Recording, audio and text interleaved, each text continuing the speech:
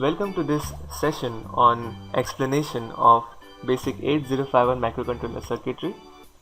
So here my goal will be to go through the various components that will be connected to our 8051 microcontroller to make it up and running. So let me start with the power supply section. The power supply section comes from a DC power supply source that should be minimum giving 5 volt and 1 ampere current, so that it can source to the microcontroller as well as to its peripherals that are connected to the microcontroller. So 5 volt is needed because it is a standard TTL logic works on 5 volt. The standard TTL logic works on 5 volt, and that is why our VCC, that is pin number 40, is connected to a 5 volt supply. And similarly we have to connect the pin number 20 to the ground, that is the ground of the power supply from which we are taking. After we have completed the power supply section, we now come to the crystal section. The crystal section comprises of a crystal and 2 capacitors, which are disc capacitors. All these components are unpolarized and can be connected either way.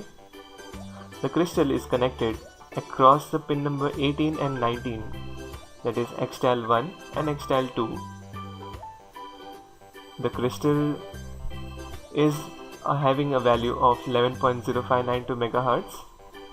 Now this value is considered to be special because it is a multiple of the baud rate that is used in serial communication.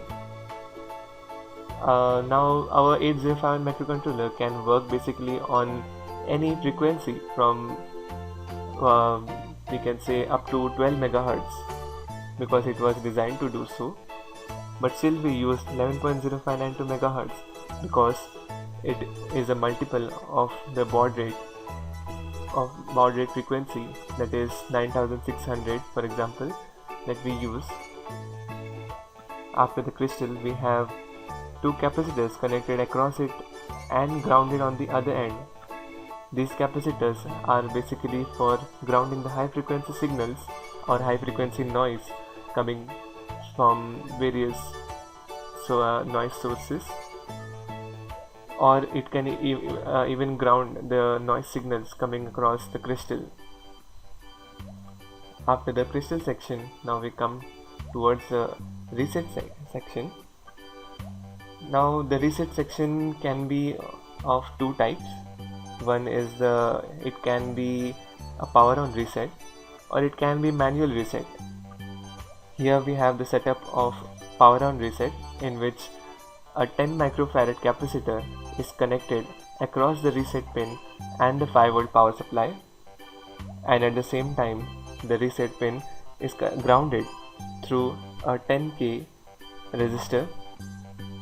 So this setup works in a way that whenever the system is powered up or the 5 volt power supply is connected, it simultaneously gives a pulse to the reset pin to be reset when the power is on, and it remains grounded for the rest of the time.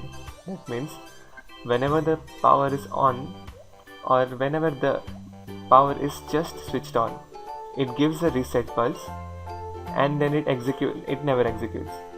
This is how a power on reset works.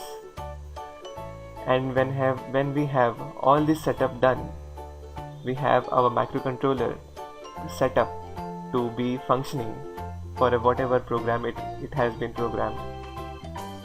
So this was how the basic microcontroller circuitry looks like, and once this done, you can continue with whatever peripherals you want to connect and it will be functioning as needed. So this was the explanation session of the basic microcontroller circuitry. Thank you.